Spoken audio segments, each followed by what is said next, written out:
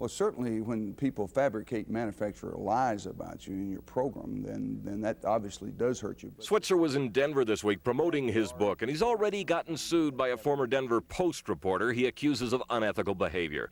In Chapter 32, Switzer alleges that Jack Taylor, who is now a reporter for the Dallas Times-Herald, tried to plant cocaine on an Oklahoma football player during the 1988 Orange Bowl. Switzer then alleges that Taylor tipped off the FBI that cocaine would be on board the team plane. Switzer says the football player got wise to the scheme and refused to take part.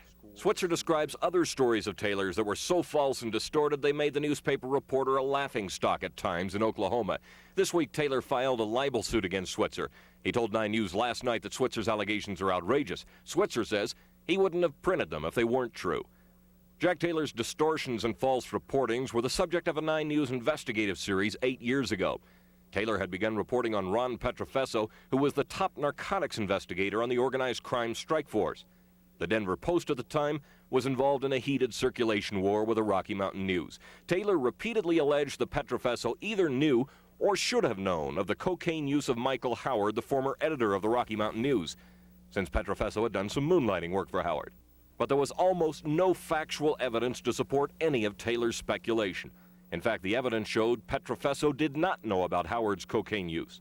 There were, however, scores of stories during 1982 that repeated all of the old unproven allegations. There were false headlines, inaccurate and unsubstantiated stories, mystery witnesses who lied, and doctored newspaper photographs. This one was cute. Petrofesso was shown in one paper supposedly hanging his head in shame as he testified under oath.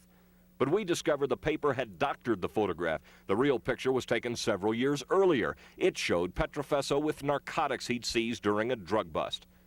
The Senate committee, by the way, eventually concluded its investigation without ever substantiating any significant wrongdoing by police officers. But all the publicity from the erroneous stories drove Ron Petrofesso, the state's top narc, out of police work, despite the fact that he was never even charged with a crime. When Channel 9 exposed the story as being false, Jack Taylor's response was to begin trying to investigate and follow family members of Channel 9 employees. Today, Jack Taylor is no longer a Denver Post reporter. Ron Petrofesso is a car dealer who is still very bitter about being victimized. It's summed up in Mr. Switzer's book at that chapter 32 at the very end, where he says he's called lots of times to talk to Jack Taylor and would like to leave a message, but he really doesn't know what to say. I think that's kind of where I'm at. I really don't know what to say to Jack Taylor. It's so outrageous and so unbelievable in today's society that somebody like this can go that far without being checked. And obviously he's done it for years, and I'm really saddened to find out that 8 years later it's still continuing.